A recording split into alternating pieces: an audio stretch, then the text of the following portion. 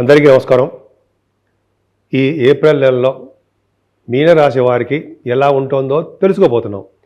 మీనరాశి వారికి రవి బుధులు ఉండడం వలన, మీ రాశిలో రవి బుధులు ఉండడం వలన చాలా సూక్ష్మమైన బుద్ధి కలవారుగా ఉంటారు. రెండోది విద్యాపారంగతులుగా ఉంటారు అన్నది సందేహం లేదు. మీ జాతకాలు కూడా చూసుకోండి. అలాగే శని రాహులు కలిసి ఉన్నారు. చాలా కష్టపడుతూ కష్టపడుతూ ఉంటారు. శని రాహులు అంత అద్భుతంగా గబగబా రిజల్ట్స్ మాత్రం ఇవ్వరు. చాలా కష్టపడిందే వాళ్ళు ఏమాత్రం యోగించరు. పైగా శుక్రుడు, శని, రాహువులు ముగ్గురు మంచివాడు కాదు, పాపులే. కాబట్టి మీరు ఎంతో కష్టపడితే తప్ప ఉత్తీర్ణత కాలేరు. రఘుబుధులు ఉన్నారు కాబట్టి ధైర్యమే.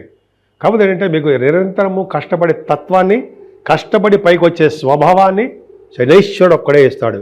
సరే పక్కన పెడితే ధనం విషయంలో మీరు ఏమాత్రం ఇబ్బంది పడరండి. 14వ తారీఖు నుంచి 6వ ఇంటి వాడైన రవి 2వ భావంలో వచ్చే స్థితిలో ఉండడం వలన శత్రువుల వలన కూడా మీకు ధనయోగం కలుగుతుంది. అంటే శత్రువులు కూడా మిత్రులు అయిపోతారు అని అర్థం. అట్లా అంతేకాకుండా బంధువులు అంటే బాగా ఇష్టపడతారండి మీరు. బంధు ప్రీతి, బంధు ప్రేమ ఎక్కువ. నేమ్ అండ్ ఫేమ్ మీకు బాగా ఉంటుంది.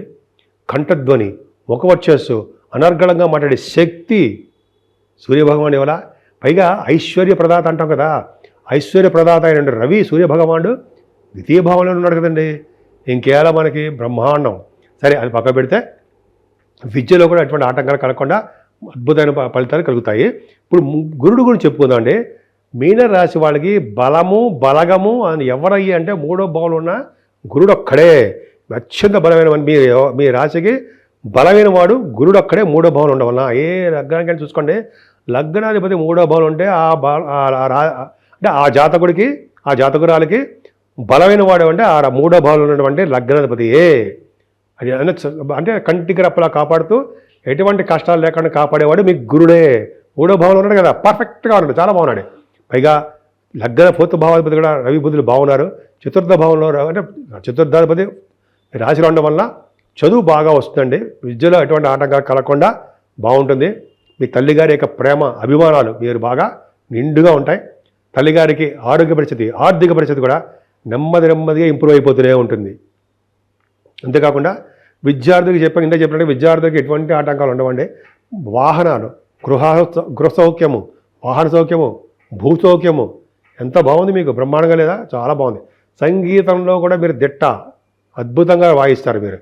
అంతేకాకుండా పంచమ స్థానంలో ద్వితీయాధిపతి పంచమ స్థానంలో నీచ స్థితిలో ఉన్నాడు. అంటే ఏంటి? ద్వితీయపతి ఎవరు? కుటుంబ స్థానము, ధనస్థానము. పంచమ స్థానంలో ఉంటే మీకు నీచ స్థితిలో ఉండమంటే ధనం మీకు పట్టాన్ని రాలేకపోవచ్చు. అంటే కొద్దిగా కుటుంబంలో ఇబ్బందులు కలగడము, ధనం సకాలంలో అందలేకపోవడము కుజుల వలన. అలాగే భూముల వల్ల కానీ, ఇళ్ల వల్ల కానీ నష్టాలు రావడము, చిన్న ప్రాబ్లమ్స్ రావడము, భూముల వల్ల తగాదాలు రావడము, మీ సంతానం కూడా ఒక విధంగా సెటిల్ అవ్వలేకపోవడము. కొంత మిమ్మల్ని విమర్శిస్తున్నట్టు కాదుండవు, అక్కడ ఏముందో చెప్తున్నా అంతే తెలుసుకోవడం కోసం. పంచమ స్థానంలో స్టాక్ మార్కెట్లో ఉన్న వాళ్ళకి లాస్లు వస్తాయండి, కొంచెం జాగ్రత్తగా ఉండాలి. సినిమా రంగ పరిశ్రమ వాళ్ళు కూడా మీ మీనరాశిలో ఉంటే అద్భుతమైన ఫలితాలు మాత్రం ఉండవు. కానీ మీకు శత్రు భయం కానీ, రుణ భయం కానీ, రోగ భయాలు లేకుండా సంపూర్ణమైనటువంటి ఆరోగ్యవంతుడుగాను, అదృష్టవంతుడు కానీ మీరు ఉంటారు. మీ మేనమామలు కూడా బాగుంటారు కదండి. మీ గురించి మీ జాతక ప్రకారము, దీని ప్రకారము మేనమామలు బాగుంటారు. అలాగే కాంపిటీషన్ ఎగ్జామ్స్లో సక్సెస్ అయిపోతారు, ధనయోగం ఉంటుంది. స్పోర్ట్స్ రంగంలో కూడా విజయం సాధిస్తారు, ధనయోగం ఉంటుంది. విదేశాలు వెళ్తారు, స్టాంపింగ్ అయిపోతుంది. ఎంత బాగుంది. అలాగే కళత్ర స్థానము చూద్దాం. 7వ స్థానాన్ని కళత్ర స్థానము, విజయస్థానము అంటాం కదా. ఈ కళత్ర స్థానంలోనే కేతు ఉన్నాడు. అమ్మ బాబోయ్, కేతు ఉన్నాడు, అమ్మ భార్యాభర్తల విషయంలో ఇబ్బందికరంగా ఉంటుంది అంటాం, కరెక్టే. కానీ గురుదృష్టి ఉండడం వలన సంపూర్ణమైనటువంటి భార్యాభర్తల యొక్క అన్యోన్య దాంపత్య జీవితము ఉండడానికి అవకాశాలు ఎక్కువ. భార్యాభర్తల యొక్క అనురాగము, ప్రేమ, అదృష్టము ఒకరినొకరు ఉండి తీరుతుంది.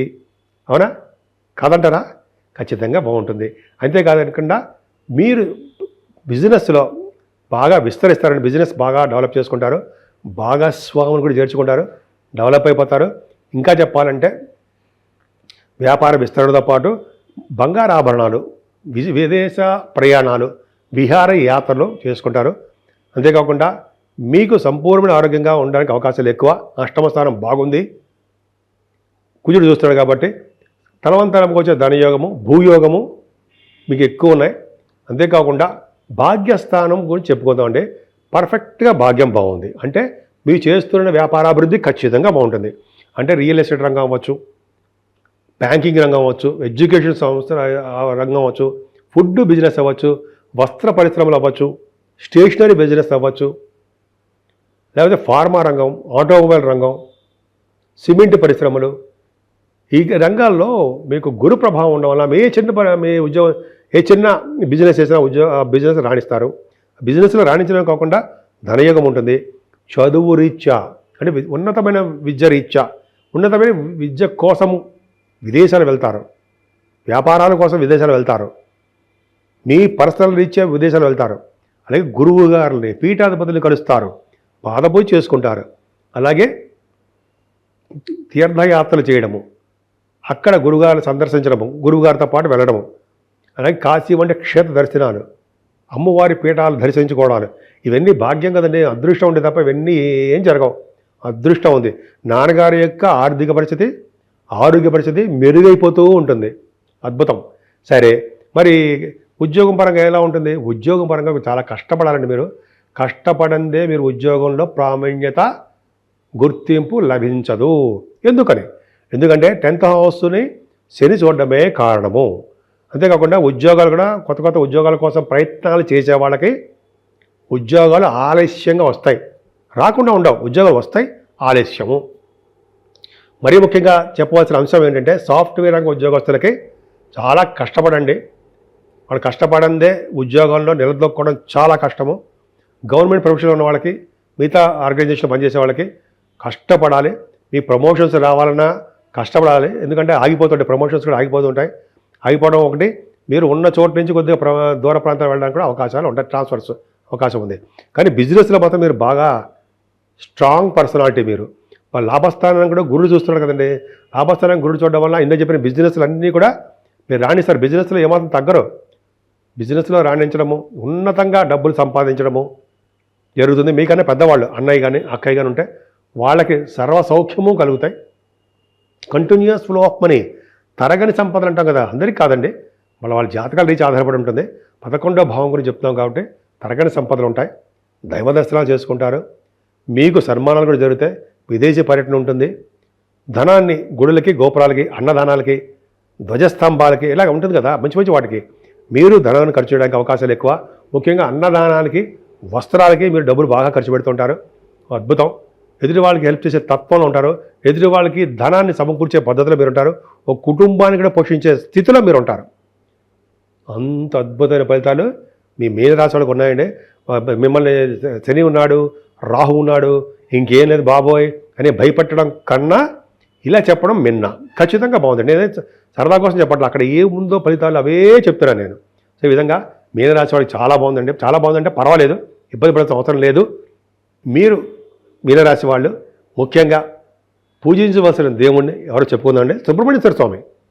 సుబ్రహ్మణ్యేశ్వర స్వామి ఆరాధన, కళ్యాణోత్సవాలు జరుపుకోవడం చాలా ముఖ్యం. మీరు అంతేకాకుండా ఎందుకనంటే రియల్ ఎస్టేట్ రంగంలో నిలదొక్కోవాలన్నా, సాఫ్ట్వేర్ రంగంలో నిలదొక్కోవాలన్నా కుజుడి యొక్క బలం ఉండాల్సిందే. సరే, ఈ నెల మొత్తం కూడా మనకి 6వ తారీఖున భద్రాద్రి శ్రీరామచంద్రుడి యొక్క కళ్యాణాలు, అలాగే 12వ తారీఖున ఒంటిమిట్ట శ్రీరామచంద్రుడి యొక్క కళ్యాణము, అలాగే 12వ తారీఖు పౌర్ణమి అవడం వల్ల ఈ నెల మొత్తం కూడా చాలా అద్భుతమైన ఫలితాలు ఉన్నాయండి. మనకి ఎటువంటి కష్టాలు వచ్చినా, నష్టాలు వచ్చినా, ఇబ్బందులు వచ్చినా, అదే ఎటువంటి ఆటుపోట్లు వచ్చినా ముందుండి నిలిచేవారు ఎవరయ్యా అంటే భగవంతుడు ఒక్క శ్రీరామచంద్రుడు ఒక్కడే. అందుకే మనం ఈ నెల మొత్తం కూడా శ్రీరామచంద్రుడిని కొలుద్దాం. శ్రీరాముడి వలన సర్వ దోషాలు పరిహారం అవుతాయి. సో ఈ విధంగా మీనరాశి వాళ్ళు ఈ విధంగా దేవుని పూజించండి. మీకు ఎటువంటి కష్టాలు రాకుండా ఈ రెమెడీస్ పాటించండి.